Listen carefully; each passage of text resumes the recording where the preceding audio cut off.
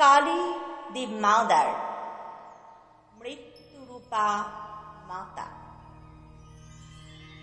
স্বামী বিবেকানন্দ আবেগমথিত অবস্থায় এই অবিস্মরণীয় কবিতাটি রচনা করেছিলেন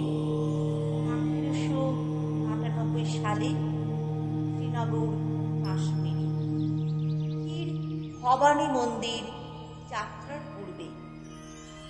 নিবেদিতার লেখা থেকে আমরা জানতে পারি অমরনাথ দর্শনের পর থেকেই স্বামীজি জগৎ মাতার ভাবে ভাবিত হয়ে পড়েছিলেন।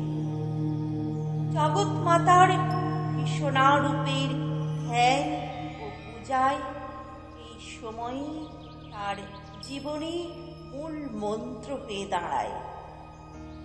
যেদিকে